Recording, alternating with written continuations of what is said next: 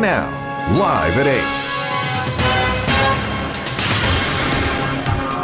අයිබෝවන් එක්වන්න ඇත දැනගන්න ලංකාවේ අංක එකේ සමබර ප්‍රවෘත්ති විකාශය ලයිව් at 8 සමගින්. ඔබාමුණ මම චන්දන ජයසිංහ. මම ඉෂාරා සමරසිංහ. අපි අදත් මුලින්ම බලමු ප්‍රධාන පුවත් සිරස්තල. අද මධ්‍යම රාත්‍රියේ සිට බස්නාහිර පළාතට නිරෝධායන ඇඳිරි නීතිය. කොළඹින් පිටවීමට දිගු පෝලිම්.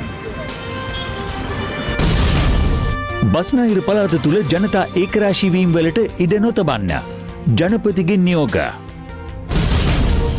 මිනුවන්ගොඩ පොකුර ගැනසවීමට පත් කළ CCD නිලධාරීන්ටත් කොවිඩ්. විමර්ශන වෙනත් ඒකකයකට පවරන ලෙසට නීතිපතිගෙන් උපදෙස්. කතානායක අත්සනින් බලාත්මක වූ 20ට සහය පළ කළ 9ක් මන්ත්‍රී කණ්ඩායමෙන් නිරපයි. ඇමරිකානු රාජ්‍ය ලේකම්ගෙන් ලයිව් at 8 ඇසූ ප්‍රශ්නයට යුද්ධ හමුදාපතිගේ ප්‍රතිචාරය. ස්වර්ණවාහිනිය අධිජාලයට ස්තුතිවන්ත වෙනවා. හුදෙක්ම මම සහ ශ්‍රී ලංකා යුද්ධ හමුදාව ත්‍රිවිධ හමුදාව වෙනුවෙන්ම අසන ලද ප්‍රශ්නය වෙනුවෙන්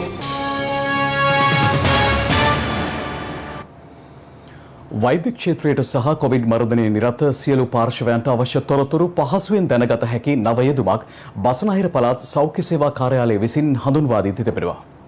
ඒ අද ජනාධිපතිතුමාගේ ප්‍රධානත්වයෙන් ජනාධිපති කාර්යාලයේ පැවති දෛනික කොවිඩ් මර්ධන කාර්ය සාධක බලකා හමුවේදී. කොවිඩ් මර්ධන කාර්ය සාධක බලකාය අද පෙරවරුවේ ජනාධිපති ලේකම් කාර්යාලයේදී ජනාධිපති ගෝඨාභය රාජපක්ෂ මහතාගේ ප්‍රධානත්වයෙන් රැස් වුණා. එහිදී බස්නාහිර පළාත් සෞඛ්‍ය සේවා අධ්‍යක්ෂ ධම්මිකා ජයලත් මහත්මිය ප්‍රධාන කණ්ඩායමක් විසින් නව යෙදුම හඳුන්වා දෙනු ලැබුවා. කොවිඩ් ආසාදිතයන්, ආශ්‍රිතයන්, නිරෝධායන, PCR පරීක්ෂණ සේවා, නිරීක්ෂණ, තීරණ ගැනීම, ආසාදිතයන්ට ආසන්නතම ප්‍රදේශ සම්බන්ධ තොරතුරු ඇතුළු අත්‍යවශ්‍ය දත්ත රැසක් නව යෙදුමෙන් ලබාගත හැකි වෙනවා. මේ අතර අද රාත්‍රියේ සිට බස්නාහිර පළාතට පොලිස් ඇඳිරි නීතිය පනවනු ලබන බවත් අදාළ කාල සීමාව තුළ සෞඛ්‍යාංශ වෙත විශාල වැඩ කොටසක් පැවරී ඇති බවත් ඇඳිරි නීතිය උල්ලංඝනය කරන්නන්ට දැඩි ලෙස නීතිය ක්‍රියාත්මක කරවිය යුතු බවත් මේ සාකච්ඡාවේදී අවධාරණය කෙරුණා. කෙසේ වෙතත් අතිශය හදිසි අවස්ථාවකදී හැර කිසිදු පොලිස් ස්ථානයකින් ඇඳිරි නීති බලපත්‍ර නිකුත් නොකිරීමටද මෙහිදී තීරණය කර තිබෙනවා. ජනාධිපතිතුමා මෙහිදී ප්‍රකාශ කළේ අවදානම් කලාප තුළ මහජන ඒකරාශී වීම සිදු නොවිය යුතු බවත් බස්නාහිර පළාතේ විවාහ මංගල්‍ය සහ ආගමික උත්සවය ඇතුළු ජනතාව ඒකරාශී වන අවස්ථාවන්ට ඉඩ නොතබන ලෙසයි. COVID-19 පාලනය වෙනුවෙන් ගෙන ඇති ක්‍රියාමාර්ග සම්බන්ධයෙන්ද මෙහිදී දීර්ඝ වශයෙන් සාකච්ඡාවට ලක් වුණා. ජනාධිපතිතුමා මෙහිදී අවධාරණය කළේ කොවිඩ් පොකුරු ඇතිවිය හැකි තැන් පිළිබඳව නිරන්තර අවධානයෙන් පසුවෙමින් ආඹු පරීක්ෂණ සිදු කළ යුතු බවයි. ඉස්සරහට වුණත් එකක් තමයි මේ සප්ලයි චේන් එකේ නිතරම චෙක් වෙන්න ඕන. රැන්ඩම් චෙක්ස් ගන්න පටන් ගත්තා නම් මාළු මාකට් එකේ එනකොටම එහෙනම් අහු වෙනවනේ. ඒ වගේ දැන් අනිත් සප්ලයි චේන්ස් වෙන මූලික තැන් තියෙනවනේ. ආර්ථික මධ්‍යස්ථාන එළවලු දමුල්ලේ එතනින්නේ පටන් ගන්නෙ. දැන් කොළඹ ගත්තොත් ඊට පස්සේ ෆිෂ් මාකට් එක අනිවාර්යයෙන්ම දැන් ෆිෂ් මාකට් එක shift වෙලා තියෙනවා නම් කොහේ හරි එතන චෙක් කරන්න පටන් ගන්න ඕන හැමතිස්සෙම. රැන්ඩම් එළවලු ඩිස්ට්‍රිබියුෂන් එක. එතකොට ඔය පිටකොටුව අල ලුණු තොග වෙලඳ පොළ පෙටා ඒ වගේ රැන්ඩම් චෙක් වෙන්න ඕනේ.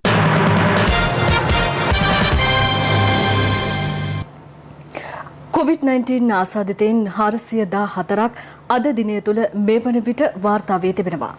ඔවුන්ගෙන් 62 දෙනෙක් නිරෝධායන මධ්‍යස්ථානවලින් වාර්තා වූ අතර අනෙක් 352 දෙනා වාර්තා වුණේ ආශ්‍රිතයින් අතරින්. මේ අතර අද දිවයිනේ ප්‍රදේශ ගණනාවකින්ම COVID-19 ආසාදිතයින් වාර්තා වුණා.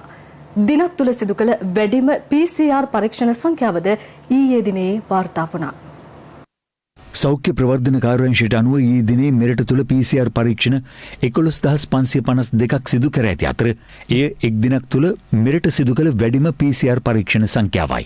මේ වන විට මෙරට තුළ සිදු කර ඇති සමස්ත PCR පරීක්ෂණ සංඛ්‍යාව 4,80,838ක්. කෙසේ වෙතත් නැගෙනහිර කොළඹ ශික්ෂණ රුහලේ ස්ථාපිත නව රසායනාගාරයේ PCR යන්ත්‍රයක් අක්‍රිය වී තිබෙනවා. මේ හේතුවෙන් සාම්පල 20,000කට ආසන්න සංඛ්‍යාවක ප්‍රතිඵල නිකුත් කිරීම ප්‍රමාද වී ඇති බවටයි වාර්තා වන්නේ. හැමදාම අපි කතා කරන දවසකට 9,000ක් හෝ ඒ ආසන්න ප්‍රමාණයකට PCR පරීක්ෂණ කිරීමේ ධාරිතාව අපි ගණන් හදලා තියෙන්නේ මේ මුල්ලේරියාව රෝහලේ ඒ ආබාධයට ලක්වුණු එහෙමත් නැත්නම් ක්‍රියාත්මක කිරීමට නොහැකිව තිබෙන යන්ත්‍රය අත ඇරලා. ඉතින් ඒ යන්ත්‍රයක් තිබුණා නම් මීටත් වඩා විශාල ප්‍රමාණයක් තව පරීක්ෂණ කරන්න පුළුවන්කම තියෙනවා. නමුත් මේ දිනවල අපිට ලැබෙන සාම්පල් සංඛ්‍යාවට සාපේක්ෂව අපේ ධාරිතාව සහ අපි කරලා තියෙන පරීක්ෂණ සංඛ්‍යාව හැම වෙලේම වාගේ එකතු කරන සාම්පල් වලට සාපේක්ෂව වැඩි ප්‍රමාණයක් අපිට පරීක්ෂණ කරනවා. ඒ අනුව අර අතපසු වී තිබිච්ච පිටිපස්සෙන් තිබිච්ච ඒවා සියල්ලම මේ අවස්ථාවේදී සම්පූර්ණයෙන්ම පවතිනවා. ඒ වගේම ඉදිරි සතියන්තය තුල මේ යන්ත්‍රය සම්පූර්ණයෙන්ම අලුත් වැඩියා කරලා ක්‍රියාත්මක කිරීමට අවශ්‍ය පියවර අපි අරගෙන තියෙනවා. මේ අතර අද දිවයිනේ ප්‍රදේශ කිහිපයකම PCR පරීක්ෂණ සඳහා සාම්පල් ලබා ගැනීම සිදු කෙරුණා. පෑලියගොඩ මත්ස්‍ය වෙළඳ සංකීර්ණයේ ආශ්‍රිත COVID-19 රෝගීන් දිවයිනේ ප්‍රදේශ කිහිපයකින්ම අදත් වාර්තා වුණා. ඒ අනුව වාද්දුව ප්‍රදේශයෙන් COVID-19 ආසාදිතයන් 14 දෙනෙකු වාර්තා වී තිබෙනවා. සෞඛ්‍යංශ පැවසුවේ පෑලියගොඩ මත්ස්‍ය වෙළඳ සංකීර්ණයේ ආශ්‍රිතයන් මෙලෙස COVID-19 ආසාදිතයන් ලෙස වාර්තා වී ඇති බවයි. දැන් ඒගොල්ලන්ගේ අපිට හොරහල්ගත කරන්න තමයි තියෙන්නේ. මේ ආපු සියලුම අය මාළු වෙළඳාම කරපු අය පෑලියගොඩ ප්‍රදේශයෙන් වාර්තා වෙච්ච ඒ සියලුම පවුල් වල නියෝජනපත් කරලා ගෙවල් වල තියලා තියෙන දැන්ට වාද්දුව දුම්රියපල පාරේ සියලුම මාළු වෙළඳුන් අපි එතනින් ඉවත් කරාද ගිහිල්ලා ඒ සියලුම ස්ථාන විෂ විචාරණයටපත් කරා. මේ අතර කළුතර නගරින්ද පෑලියගොඩ මත්ස්‍ය වෙළඳසැලේ ආශ්‍රිත COVID-19 රෝගීන් 5 දෙනෙකු වාර්තා වුණා. ඔවුන්ගෙන් 3 දෙනෙකු කළුතර ජාවත්ත ප්‍රදේශයේ පදිංචිකරුවන් වන අතර අනිත් 2 දෙනා බේරුපිට ප්‍රදේශයේ පදිංචිකරුවන්. ඔවුන් සැරිසරා ඇති නාගොඩ රජයේ ඔසුසැල සහ බෝබොල සතුස අලවිසැලද තාවකාලිකව වසා දැමුණා. බණ්ඩාරවැල ප්‍රදේශයෙන් COVID-19 ආසාදිතයන් 4 දෙනෙකු හඳුනාගෙන තිබෙනවා. හපුතලේ වත්ත ප්‍රදේශයේ පදිංචි පෑලියගොඩ මත්ස්‍ය වෙළඳ සංකීර්ණයේ ආශ්‍රිතයෙකු මීට පෙර ආසාදිතයෙකු ලෙස හඳුනාගත් අතර ඔහුගේ මවටද COVID-19 ආසාදිත බවටයි හඳුනාගෙන ඇත්තේ. මීට අමතරව බණ්ඩාරවැල මාතැටිල්ල ප්‍රදේශයේද මීට පෙර කොළඹ නැවතටාකාංගනයේ සේවය කළ පුද්ගලයෙකුට COVID-19 ආසාදනය වී තිබූ අතර ඔහුගේ දියණිය බිරිඳ සහ බිරිඳගේ පියා COVID-19 ආසාදිතයන් ලෙස හඳුනා ගැනුණා. ඊයේ එලෙස COVID-19 ආසාදනය වූ බවට හඳුනාගත් පුද්ගලයා බණ්ඩාරවැල එළවලු තොග වෙළඳපොලේ ව්‍යාපාරිකයෙක් වන අතර අද එම වෙළඳ සංකීර්ණයේ වසා දැමීමටයි පියවර ගැනුනේ.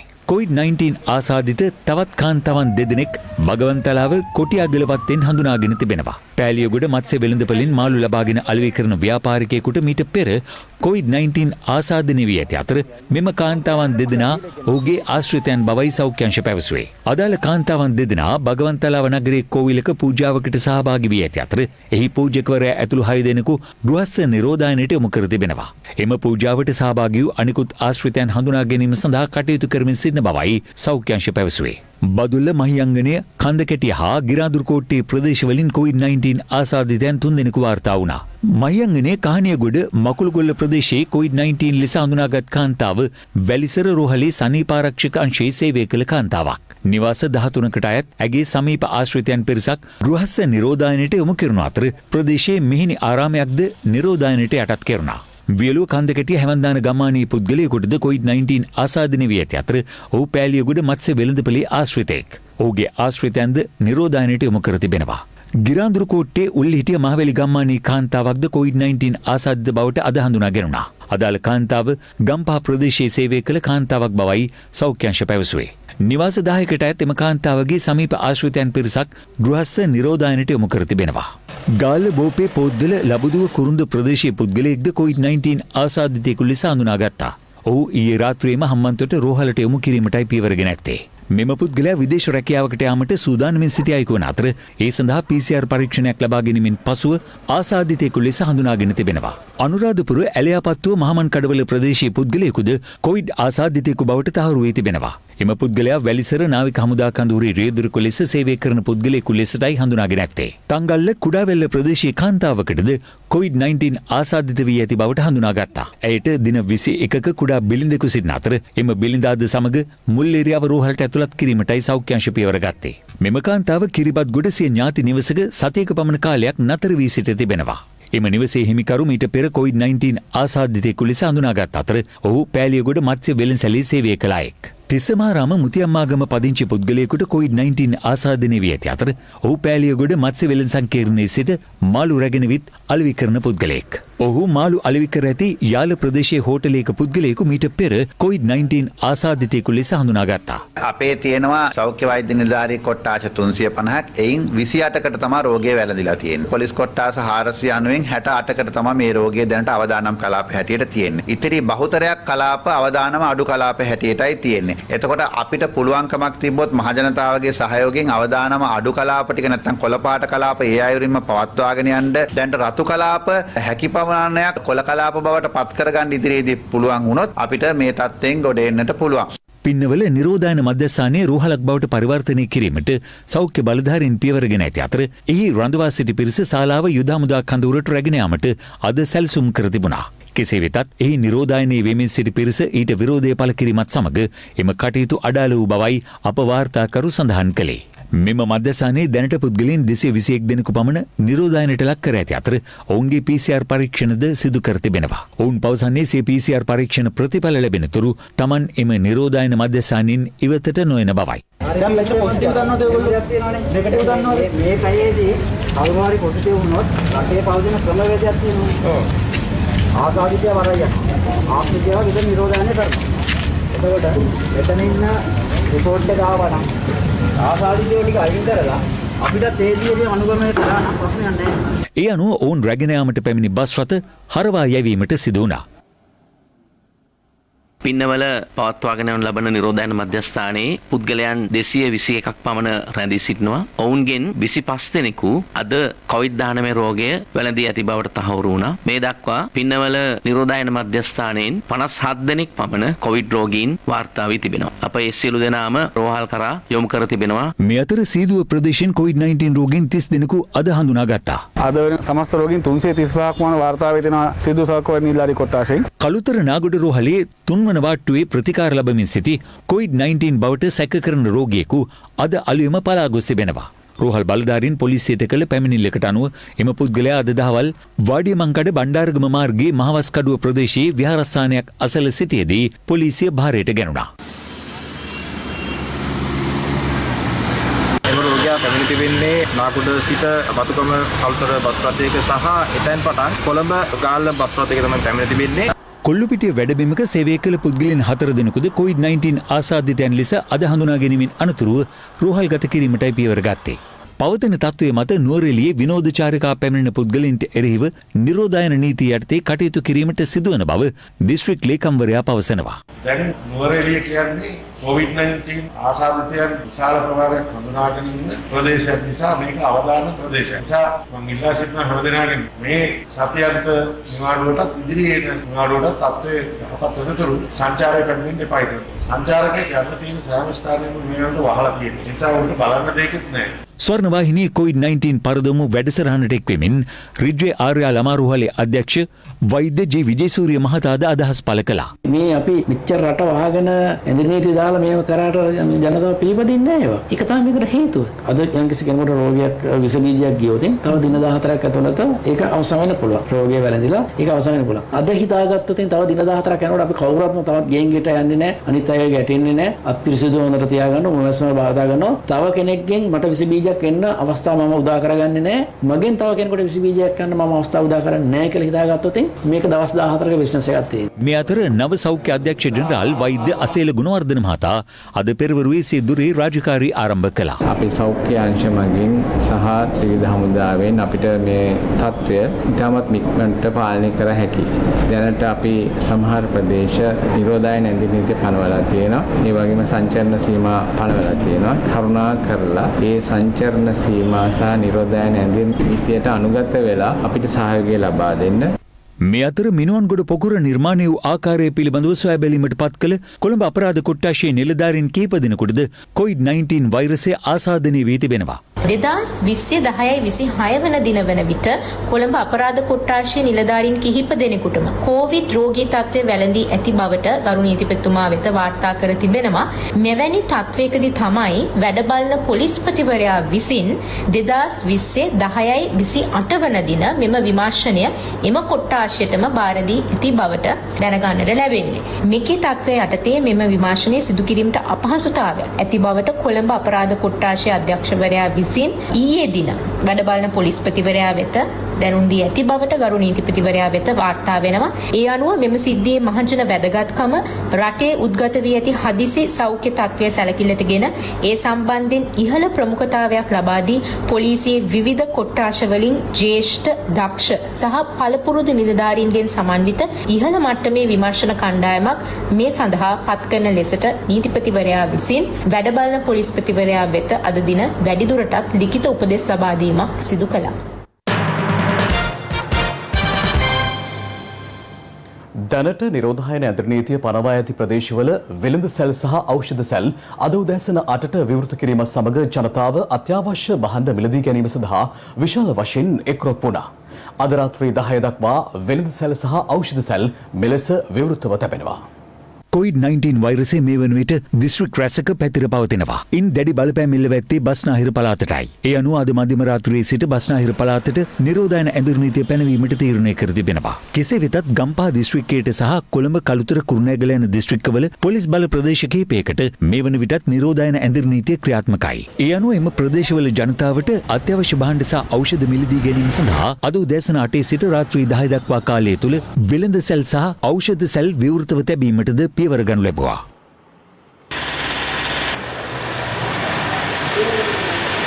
අද මධ්‍යම රාත්‍රියේ සිට බස්නාහිර පළාතට නිරෝධායන ඇඳුම් නීතිය පැනවෙන බැවින් උදෑසන සිට බොහෝ වෙළඳ සැල් සහ ඔස්සු සැල් අසල දිගු පෝලිම් දැකගත හැකි වුණා.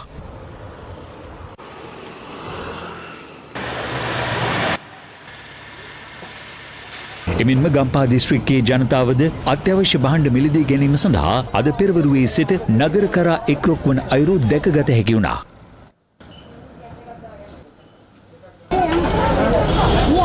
බොහෝ පිරිස් මුවාවරණ පැළඳීම හා අත්සේදීම ඇතුළු සෞඛ්‍යාරක්ෂිතව වෙළඳසැල් සහ ඖෂධ සැල් කරා යන අයුරු සහ තවත් පිරිසක් කිසිදු සෞඛ්‍යාරක්ෂිත ක්‍රමවේදයක් අනුගමනය නොකරමින් භාණ්ඩ මිලදී ගැනීමට රැඳී සිටින අයුරුද එහිදී දැකගත හැකි වුණා. අත්‍යවශ්‍ය ආහාර සහ ඖෂධ මිලදී ගැනීම සඳහා පමණක් සතොස්ස සමූපකාර සුපිරි වෙළඳසැල් සහ ඖෂධ සැල් විවෘතව තැබෙන බවයි පොලිස් මාධ්‍ය ප්‍රකාශක නියෝජ්‍ය පොලිස්පති අජිත් රෝහණ මහතා පැවසුවේ. මේ අතර බොහෝ පොලිස් බල ප්‍රදේශවලට ඇඳුම් නීතිය පැනවීමත් සමග අත්‍යවශ්‍ය භාණ්ඩ සහ එළවලු මිලදී ගැනීම සඳහා ආර්ථික මධ්‍යස්ථාන වෙත වෙළඳුන් විශාල වශයෙන් පැමිණෙමින් සිටින බවයි අප වාර්තාකරුවන් ප්‍රකාශ කළේ. ඊයේ සිට දඹුල්ල ආර්ථික මධ්‍යස්ථානයට එලෙස වෙළඳුන් පැමිණෙමින් සිටි අතර ඔවුන්ගෙන් ඇතැම් පිරිස් නිරෝධායන නීති පවා උල්ලංඝනය කරමින් එහි රැඳී සිටින අයුරු අප ලයිව් ඇට් 12 ප්‍රවෘත්ති ප්‍රකාශයෙන් අනාවරණය කළා.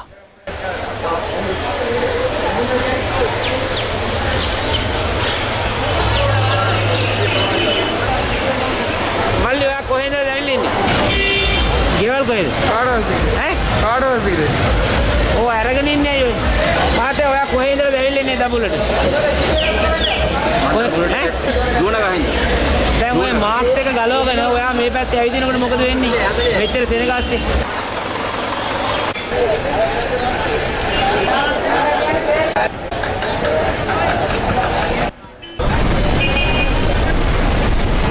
අදාළ අනාවරණය කිරීමෙන් පසුව පොලිසිය සහ සෞඛ්‍ය බලධාරීන් පැමිණ මුව ආවරණ පැළඳ නොසිටි පිරිස අත්අඩංගුවට ගැනීමට පියවර ගනු ලැබුවා. මෙතන බෝඩුත් ගහලානේ තියෙන්නේ. එලෙස සිටි පුද්ගලයන් 11 දිනක අත්අඩංගුවට ගෙන ඇති අතර නිසි සෞඛ්‍ය උපදේශන අනුගමනය නොකරන වෙළඳුන්ට සහ පාරිභෝගිකයන්ට අවවාද කර තිබෙනවා.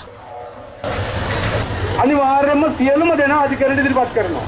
අධිකරණයට ඉදිරිපත් කරලා අධිකරණ නියෝගයක් ගන්නවා. නිරෝධායන මධ්‍යස්ථානයක දාලා දවස් 14ක් නිරෝධායනය වෙන්න.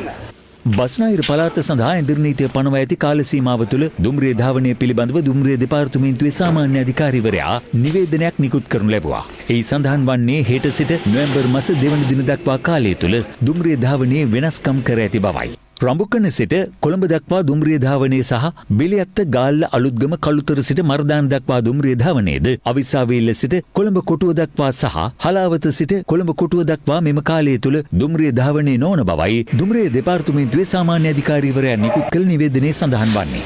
මේ අතර කළුතර දිස්ත්‍රික්කයේ හොදකලා කර තිබූ ගම්මාන අතුරින් මතුගම ප්‍රාදේශීය ලේකම් කොට්ටාශයේ බදුගම නව ජනපද ගම්මානයේ හැර අනිකුත් සියලු ගම්මාන යළි නිරෝධායන නීතින් උල්ලංඝනය කරන පුද්ගලයන් අත්අඩංගුවට ගැනීම සඳහා ඇඳුම් නීතිය බලපැවැත්වෙන ප්‍රදේශවල සිවිල් ඇඳුමින් පොලිස් නිලධාරීන් යෙදවීමටද පියවරගෙන තිබෙනවා. පොලිස් මාධ්‍ය ප්‍රකාශක නියෝජ්‍ය පොලිස්පති අජිත් රෝහණ මහතා කියා සිටී බස්නාහිර පළාත ඇතුළු අනිකුත් ප්‍රදේශවල විශේෂ පොලිස් මාර්ග බාධක යොදා පරීක්ෂා කිරීමද සිදු කරන බවයි. 12ට බස්නාහිර පළාතේ පොලිස් බල ප්‍රදේශ 112කට ඒ වගේම කුලියාපිටිය ප්‍රදේශ පොලිස් බල ප්‍රදේශ 5කට නිරෝධායන ඇඳුම් නීතිය පැනවෙනවා. ඒ අනුව අද රාත්‍රී 12 සිට පොලිස් බල ප්‍රදේශ 117කට නිරෝධායන ඇඳුම් නීතිය ක්‍රියාත්මක වෙනවා. මේ ක්‍රියාත්මක වෙන අතරතුර පස්වෙනි සඳුදා එහෙම නැත්නම් දෙවෙනිදා උදෑසන 5ට ඇඳුම් නීතිය ඉවත් වෙන්නේ.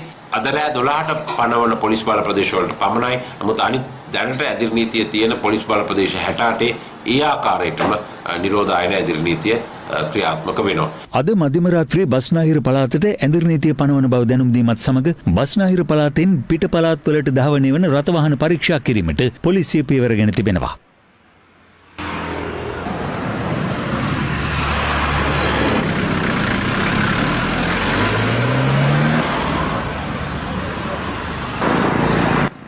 මේ හේතුවෙන් කොට්ටාව දක්ෂිණ අධිවේගී මාර්ගයේ පිවිසුම ඉදිරිපිට දැඩි රථවාහන තදබදයක් ද ඇති වුණා. කොට්ටාව දක්ෂිණ අධිවේගී මාර්ග පිවිසුමින් මෙසේ බස්නාහිර පළාතෙන් පිට පළාත්වලට ධාවනය වන රථවාහන පිළිබඳව පොලිසියට ලද තොරතුරකට අනුවයි මෙම පරීක්ෂා කිරීම සිදු කරනු ලැබුවේ. බස්නාහිර පළාතෙන් පිට පළාත්වලට ගමන් නොකරන ලෙසට උපදෙස් ලබා දී තිබේදී මෙසේ පිට යන රථවාහන රේදුරන්ට සහ මගීන්ට පොලිසිය දැඩිව අවවාද කරනු ලැබුවා. ගාලින මෙහෙල මේ යන්න දෙක ගන්න බොමගම ඇදලි දින එක දන්නවනේ. බොමගම ඇදලි දින එක ඔතම දන්නවනේ. බස්නාහිර පළාත තමයි අදහස දාන්නේ.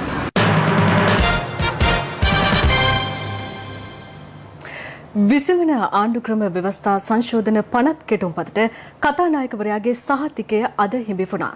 ඒ කතානායකවරයා ඊට අත්සන් තැබීමත් සමගයි.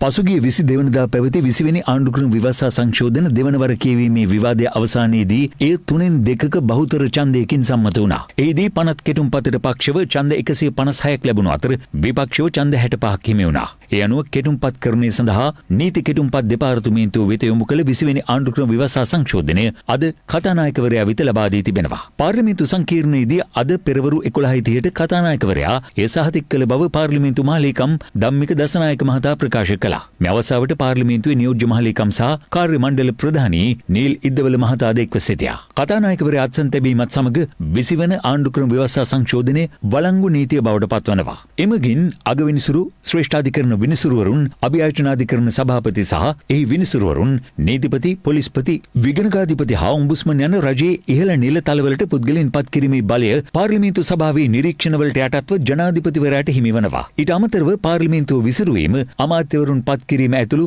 19 වන විවසා සංශෝධනයෙන් ඉවත්ව තිබූ බලතල රැසක් 20 වන විවසා සංශෝධනය මගින් ජනාධිපතිවරයාට හිමිව තිබෙනවා. මේ අතර 20 වන ආණ්ඩුක්‍රම විවසා සංශෝධන කෙටුම්පතට ඡන්දය භාවිත කිරීම හේතුවෙන් සමගි ජනබලවේගී මන්ත්‍රී කණ්ඩායමින් නිරපීමට තීරණය කළ මන්ත්‍රීවරුන්ට ආණ්ඩු පක්ෂයේ අසුන් පැනවීමට කටයුතු කරන මෙන් එම පක්ෂයේ කතානායක මහින්ද යපා අබේවර්ධන මහතා වෙත ලිපියක් යොමු කරමින් ඉල්ලීමක් කර තිබෙනවා. විපක්ෂයේ ප්‍රධාන සංවිධායක පාර්ලිමේන්තු මන්ත්‍රී ලක්ෂ්මන් කිරියල්ල මහතාගේ අත්සනින් යුතුව අද මෙම ලිපිය යොමු කර ඇති අතර එහි සමගි ජනබලවේගයෙන් නිරපු මන්ත්‍රීවරුන්ගේ නම්ද සඳහන් වනවා. ඒ අනුව ඩයනා ගමගේ ඉෂාක් රහුමාන්, අලි සබ්රි රහීම්, අහමද් නසීර්, එම්.එස්. තෞෆික්, එම්.එස්. හාරිස්, ෆයිසල් කාසිම් සහ අරවින්ද් කුමාර් යන අය පාර්ලිමේන්තු මන්ත්‍රී කණ්ඩායමින් ඉවත් කර තිබෙනවා. මීට අමතරව 17 වෙනි වගන්තියට සහාය පළ කරමින් ඡන්දය භාවිත කළ මොහමඩ් මුසාරෆ්ගේ නමද ඊට ඇතුළත්. අදාළ මන්ත්‍රීවරුන් 9 දෙනා සමගි ජනබලවේගයේ මන්ත්‍රී කණ්ඩායමින් නිරපීමට තීරණය කර ඇති බැවින් ඔවුන්ට පාර්ලිමේන්තු සභාගර්භයේ ආණ්ඩු පක්ෂයේ අසුන් පැනවීමට කටයුතු කරන ලෙසයි එම ලිපියෙන් වැඩිදුරටත් ඉල්ලා ඇත්තේ. මේ අතර ලබන සතියේ පාර්ලිමේන්තු රැස්වීම නොවැම්බර් මාස 3 වෙනිදා පමණක් පැවැත්වීමට අද පැවති පක්ෂ නායක රැස්වීමේදී තීරණය කර තිබෙනවා. COVID-19 වසංගත තත්ත්වය තුළ පාර්ලිමේන්තුවේ කටයුතු පවත්වා පවත්වාගෙන යාම සම්බන්ධයෙන් කතානායකවරයාගේ ප්‍රධානත්වයෙන් පැවති මෙම සාකච්ඡාවට රක්ෂිත බන්ධනාගාරගතව සිටින හිටපු අමාත්‍ය රිෂාඩ් බදුද්දීන් මහතාද බන්ධනාගාර බස් රථයකින් පැමිණියා. පක්ෂ නායක රැස්වීමේදී සාකච්ඡා කරත් පාර්ලිමේන්තුව තුන්වෙනිදට පමණක් තියන්න තීන්දුව කරා. එනදාට මාධ්‍යවේදීන් එන්නෙත් නැහැ. පාර්ලිමේන්තු මන්ත්‍රීවරු වැඩි එන්නෙත් නැහැ. කතා කරන අය පමණක් එන්නේ. මොකද මේ තියෙන තත්ත්වය නිසා පාර්ලිමේන්තු සේවකයන් සංඛ්‍යාවත් 3-1කටත් වඩා අඩුවෙන් තමයි සහභාගී වෙන්න කිව්වා. මේ කතානායකතුමා මේ 20 අත්සන් කරා කියලා කිව්වා. ඔව් අද කිව්වා කතානායකතුමා කිව්වා 20 වෙනි සංශෝධනයේට අද අත්සන් කරා කියලා. එතුමාගේ අත්සනේ දු බවට කිව්වා. Safeguard hand sanitizer නවතම නිෂ්පාදන පෙළ නිරෝගීමත් දිවයකට. This is Live at 8.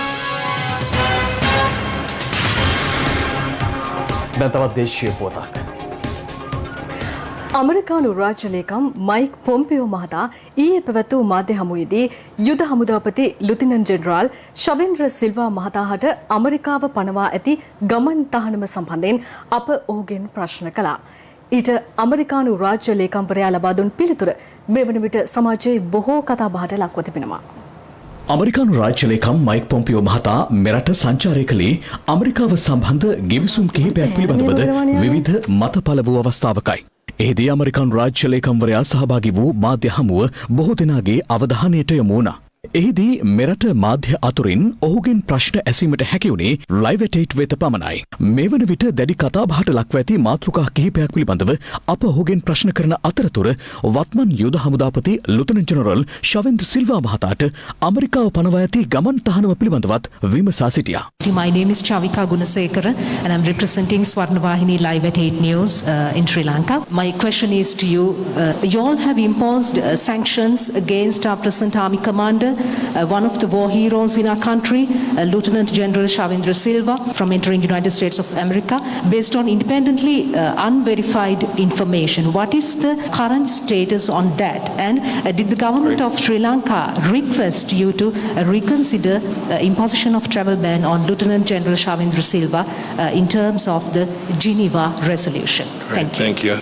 යුද හමුදාපතිවරයාට එරෙහිව ඇමරිකා එක්සත් ජනපදයේ පනවා තිබෙන ඒ තහනම ඇමරිකානු නීතිමය ක්‍රියාවලියේ කොටසක්. ඒ සත්‍ය ලෙස සහ නිත්‍යානුකූලව නිවැරදිද යන්න සහතික කිරීම වෙනුවෙන් එම තහනම යලිත් ඇගේීමට ලක් කිරීම සඳහා බලාපොරොත්තු වන බව කියන්න කැමැති. අද උදෑසන පත්තරේ වැඩසටහනට යුද හමුදාපතිවරයා එක් වූ අවස්ථාවේදීද මේ සම්බන්ධයෙන් අදහස් දැක්වුවා. පොම්පියෝ ලංකාවේ ඉඳෙද්දී අපි ඊයේ උදෑසන කාරණාවක් මතු කළා. ඒ ඔබතුමන් ඇතුළු රණවිරුවන් කීප දෙනෙකුට ඇමරිකාව සිදු කරපු අසාධාරණයක් පිළිබඳව. අපි ඒ කාරණාව මතු කරන්නේ ඇමරිකාවට යන්න ඕන නිසා නෙවෙයි. ත්‍රස්තවාදය මැඩලපු ඒකට පෙරගමන් ගිය ඔබ ඇතුළු අපේ රණවිරුවන්ට සිදු කරපු ඇමරිකානු අසාධාරණය ගැනයි අපි හඬ නැගුවේ. පත්තරෙන් නගපු හඬ රට පුරාම ඊයේ පැතිර ගියා. ඉන් අනතුරු පොම්පියෝගේ මාධ්‍ය හමුව දක්වා අපි ඒක අරගෙන ගියා. අන්තිමට පොම්පියෝ කියනවා යුද හමුදාපතිට පැන වූ වාරණය ගැන සලකා බැලීමට සූදානම් කියලා. ඔබතුමාට උත්තරයක් තියෙනවද මේකට? ප්‍රථමයෙන්ම මම ස්වර්ණවාහිනිය ඔබගේ මාධ්‍ය ජාලයට ස්තුතිවන්ත වෙනවා. රටේ ප්‍රශ්නය මම හිතන්නේ හම්බ වෙන ඉතාමත් කෙටි පුද්ගලයෙක් දෙන්නෙක්ට පමණයි අවස්ථාවක් ලැබුණේ මාධ්‍යවේදීන්ට ප්‍රශ්න අසන්න. ඒ අවස්ථාවේදී ඔබ මාධ්‍ය ජාලයේ සේවයේ නියුතු අපගේ නිවේදකාවක් තමයි චවිකා ගුණසේකර මේ ආකාරයෙන් ප්‍රශ්නයක් ඇසුවා. ඒ ප්‍රශ්නය තුල රටේ ප්‍රශ්නය අසන ගමන් ඇය සූක්ෂම ආකාරයෙන් මම පිළිබඳව අසන්න කටයුතු කරා. ඔබගේ මාධ්‍ය ජාලයටත් ඇයටත් මම ස්තුතිවන්ත වෙනවා. හුදෙක්ම මම සහ ශ්‍රී ලංකා යුද හමුදාව ත්‍රිවිධ හමුදාව වෙනුවෙන්ම අසන ලද ප්‍රශ්නය වෙනුවෙන්. ඔව් ඒ අවස්ථාවේ මම හිතන රටම දැනගෙන හිටියා මේ අවස්ථාවේදී එතුමා ලබා දුන් පිළිතුර සමැදිව එතුමා යම්කිසි පිළිතුරක් ඒ අවස්ථාවේ ලබා දුන්නා. ඉතින් අපි ධනාත්මකව බලාගෙන සිටිය යුතුයි. ඒ පිළිතුරු මොන ආකාරයෙන් ක්‍රියාවට යොදවයිද කියන එක ඉදිරියේ බලන්න ඕනේ. ප්‍රබලම රාජ්‍යයේ ප්‍රබලම චරිතයක් තමයි මේ ආකාරයෙන් උත්තරයක් දුන්නේ. ඉතින් එවැනි පුද්ගලයෙක් ලබා දුන් පිළිතුර ඒ ආකාරයෙන්ම ක්‍රියා කරයි කියලා අපි ධනාත්මකව හිතලා බලන්න තමයි වෙන්නේ. රණවිරුවන් වෙනුවෙන් වගේම රට වෙනුවෙනුත් අවශ්‍ය ප්‍රශ්නය අවශ්‍යම වෙලාවේ අසන්නට හැකියවීම පිළිබඳව ස්වර්ණවාහිනිය අපි සතුටටපත් වෙනවා.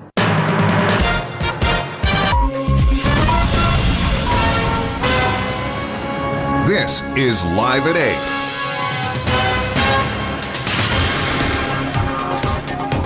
වප් පොහෝ දිනය හෙටට යෙදී තිබෙනවා. මෙවරත් වප් පොහෝ දිනයේදී මෙරට බෞද්ධ උවැසියන් වෙනුවෙන් සුවිශේෂී පොහෝ දින වැඩසටහන් රසක් ගෙන එමට ස්වර්ණවාහිනී අමාදහර සූදානම්. ස්වර්ණවාහිනී අමාදහර පෝදා විකාශය හෙට දිනේ ආරම්භන්නේ පොල්හෙන්ගොඩ සිරි ඇලන් මැතිනියාරාමයේ සිටයි. තව්තිසා දෙව්ලොව වස් විසූ අප ගෞතම බුදුරජාණන් වහන්සේ වස් පවාරණය කොට යළි සංකස්සපුරයට වැඩම කරවනු ලැබූ උතුම් වප්පුන් පොහෝ දිනය හෙටට යෙදී තිබෙනවා. මෙවරත් උතුම් වප් පොහෝ දිනයේදී මෙරට බෞද්ධ උවැසියන් වෙනුවෙන් සුවිශේෂී පොහෝ දින වැඩසටහන් රැසක් ගෙන ඒමට ස්වර්ණවාහිනී අමාදහර සූදානම්. ස්වර්ණවාහිනී අමාදහර පෝදා විකාශය හෙට දිනේ ආරම්භන්නේ පොල්හෙන්ගොඩ සිරි ඇලන් මැතිනියාරාමයේ සිටයි. පවතින කොවිඩ් වසංගත තත්ත්වයේ හේතුවෙන් ආගමික ස්ථානවලට පැමිණීමට නොහැකිව සිටින බැතිමතුන් වෙනුවෙන් මෙවර අමාදහර පෝදා වැඩසටහන පැවැත්වීම විශේෂත්වයක්. හෙටට යෙදෙන වප්පුන් පොහෝදා උදැසන 6ට අටසිල් සහ බුද්ධ වන්දනාවෙන් නිවසේ සිටම සිල් පුරන්නට මෙරට බොදු ජනතාවට අවස්ථාව උදා වෙනවා. අනතුරුව උදෑසන 7:30ට සදහම් සිතවිලි මෙන්ම උදෑසන 8ට තරුණ සිතට බුදු සිසිලස වැඩසටහන් ආරම්භ වනවා. උදෑසන 9ට අමාතම් සිසිල ධර්මදේශනය ස්වර්ණවාහිනිය ඔස්සේ ඔබ වෙතගෙන එනු ලබන්නේ අරලියගහ මන්දිරයේ සිටයි. උදෑසන 10ට අමාදහර දහම් සභාව පැවැත්වෙන අතර මෙවර එයට සහභාගී වන්නේ පූජ්‍යපාද රාජකීය පණ්ඩිත දොඩම්පහළ රාහුල ස්වාමින්වයන් වහන්සේ සහ නියෝජ්‍ය පොලිස්පති අජිත් රෝහණ මහතායි.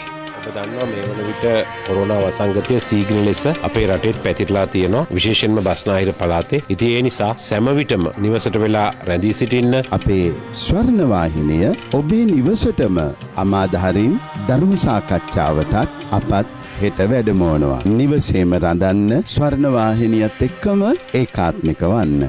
පූජ්‍යපාද පන්නල ඥානාලෝක ස්වාමින්වයන් වහන්සේ ප්‍රමුඛ ගරුතර මහා සංඝරත්නයේ වැඩමවීමෙන් යුගාසන කාව්‍යමය ධර්මදේශනය හෙට පෙරවරු 1ට ආරම්භ වනවා.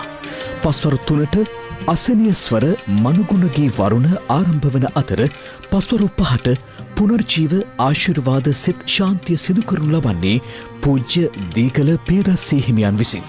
මේ සියලු වැඩසටහන් අතරේ බොදු විඥාණයට ආමන්ත්‍රණය කරන සඳ මඩල හෙටත් රාත්‍රී 10:10ට විකාශය කිරීමට සියල්ල සූදානම්.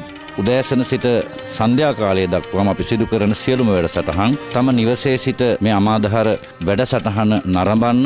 ධර්ම දේශනා, ධර්ම සාකච්ඡා ආදී පොය දින වැඩසටහන් සමග ස්වර්ණවාහිනී මාධ්‍ය ආයතනයත් සමග එකතු වෙන්නට පුළුවන්කම තියෙනවා. විශේෂයෙන්ම වප්පුර 15ක් පොහොය වෙනුවෙන් සිද්ධ කරන දාන සීල භාවනා ධර්ම දේශනා ධර්ම සාකච්ඡා ආදී ඒ වැඩසටහන් තුලම ඔබ රැඳී සිටීම තුලින් ඔබට ඔබගේ ජීවිතයට ලෝකයට ආශිර්වාදයක්ම ලබා ගන්නට ලබා දෙන්නට පුළුවන්කම තිබෙනවා. නිවෙස්වලම සිට සාදු කියනු මැන ඇතිකොට සිත්වල මෙත් කරුණා.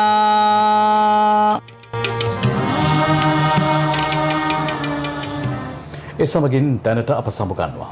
යලි හමුවෙමු රාත්‍රී 10ට. සුබ රාත්‍රියක්.